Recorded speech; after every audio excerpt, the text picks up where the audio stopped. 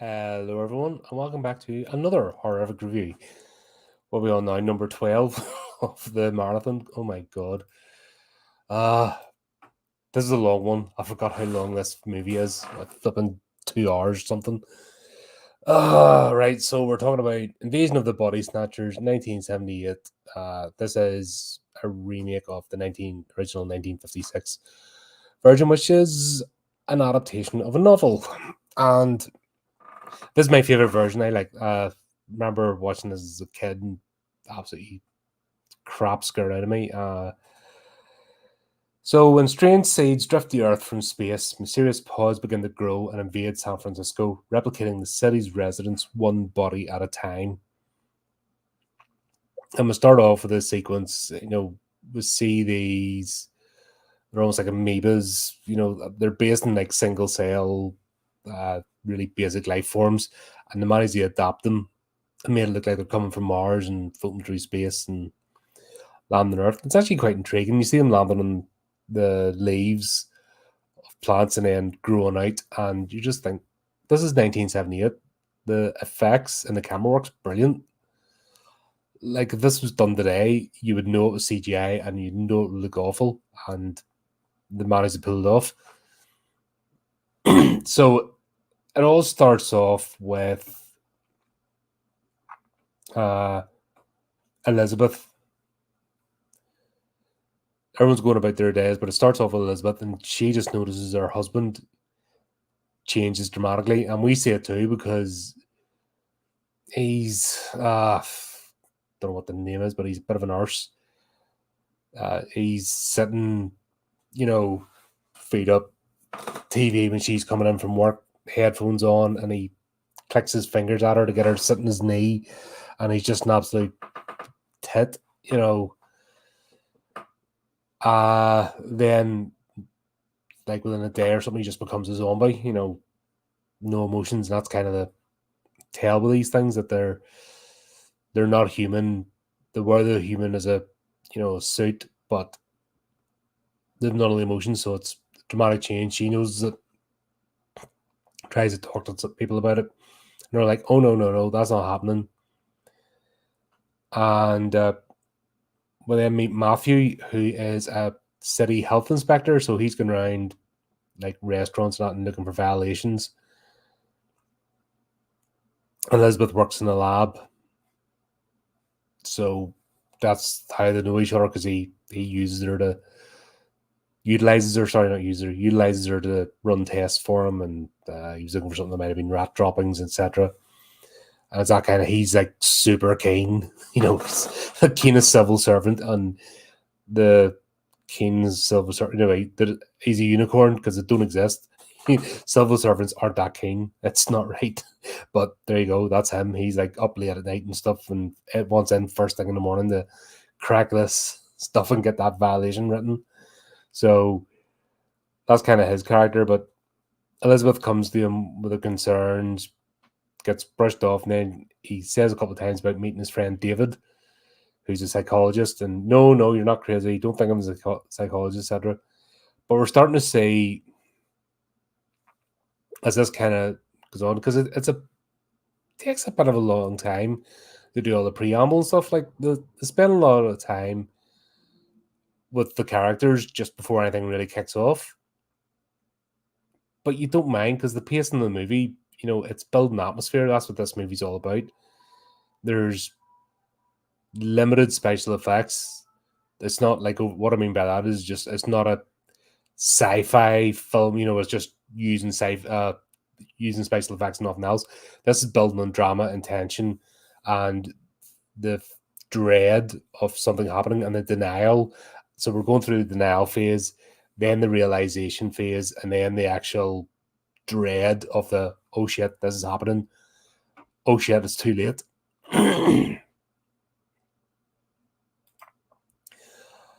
I'm going to drop one of the later streams. That's it. I'm just going to be like, boom, and that'll be me.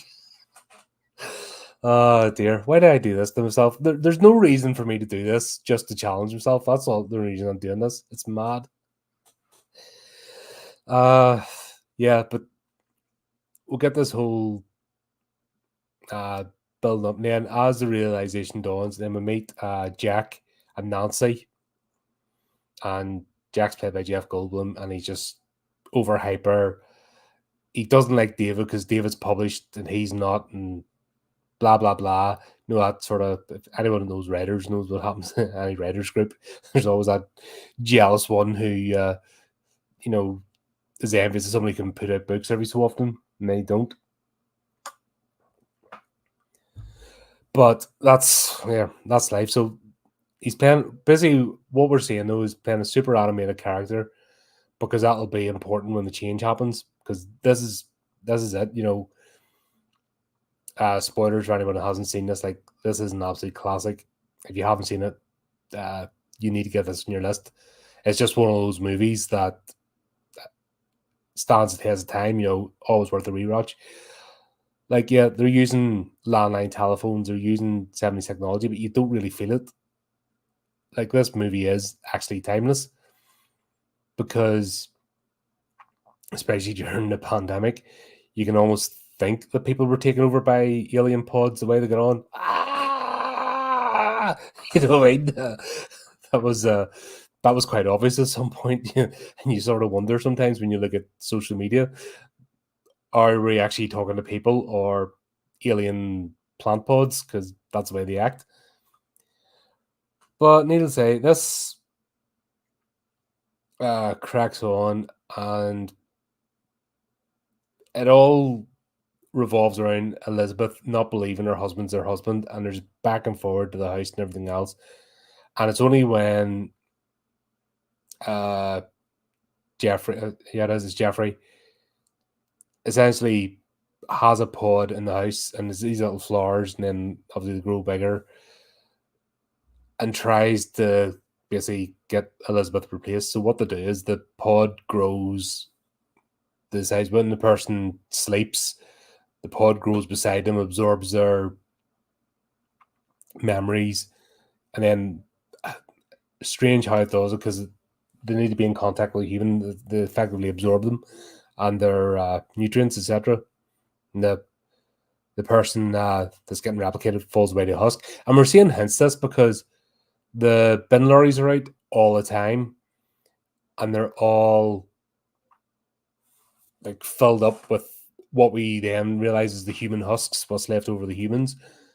We're seeing random people meet and hand each other over packages, which we then get to learn their pods initially. So this is like the initial invasion. They're meeting in like ones and twos, and they recognize each other, and they can communicate non-verbally as well as verbally. So they know who's who, and if you're one of them or not, and they instantly start turning, oh, you're not one of us.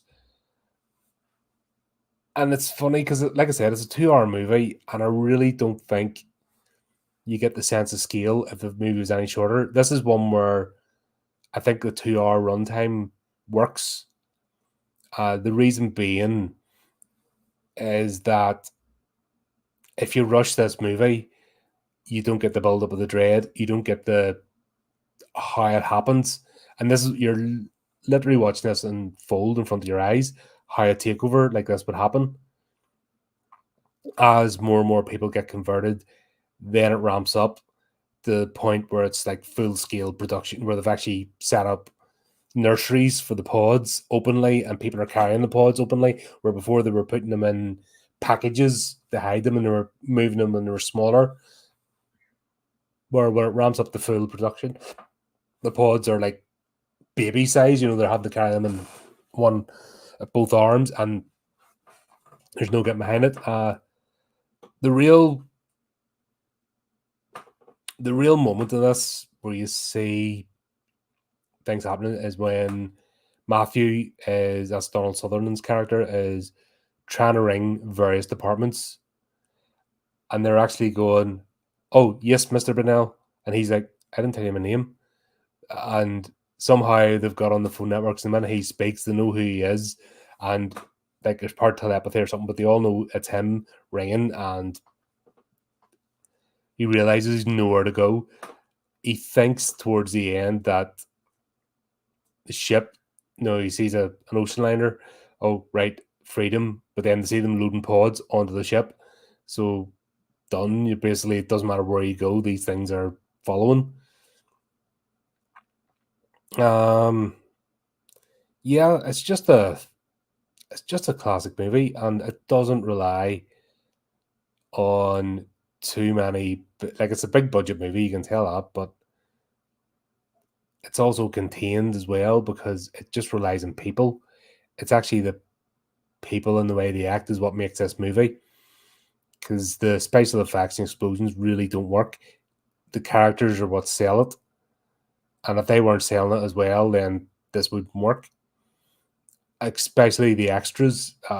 This is one of the movies where if the extras weren't directed in a certain way and weren't doing the job right, this movie would fall apart. Because to see people like that, mindless drones in unison, and them in the turning someone, back then it was frightening. Like I said, it's very, very similar to social media today. You don't say the same word, that same sequence of words that's in current vogue, everyone turns on you.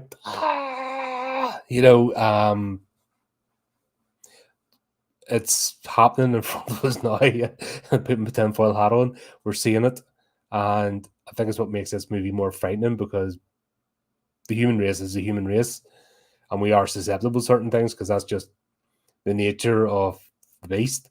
You know what I mean? We're not infallible. But anyway, this of course has the classic scene at the end where everyone's done with the main characters, the try and escape. And I'm not going to spoil it if you haven't seen it. If you've seen it, you know exactly what I'm talking about. It's one of the most memorable scenes in movies. Just that twist, at the end, and well worth it. But yeah, can't praise this movie high enough. Like, why sometimes you think something's a classic, you've watched it years ago. Well, I've watched this movie multiple times and still get gripped. And it's one of them movies that is rewatchable and can be watched at any age just because of the nature of it and the way it does, because it does all the horror beats. It gives you that sense of dread, of unease, feeling unsafe, of no hope. That's what it plays on. And then when you do get the glimmer of hope, you sort of latch onto it. But there you go. That's all I really have to say about that. It's well worth it. And it helps towards booby quota, because I know probably putting the booby quota well out of whack this month, but the number of movies, because there hasn't been much nudity in a lot of these. There's been a few movies with boobies out, but not too many. So I'll need to get the calculator out to get the KPIs and figure it all out, and then I'll have to watch something by 7th Street Productions to get myself right. But there you go. Right, what is next? What are we doing next? We are doing Late Night with the Devil. This is one Cameron said we should watch, but there's stuff happening, so we can't get a date together for a Sunday to do this. So I added it to the list and going to clear it up. So that's what we're going to do next. So Late Night with the Devil's next. That should be a laugh.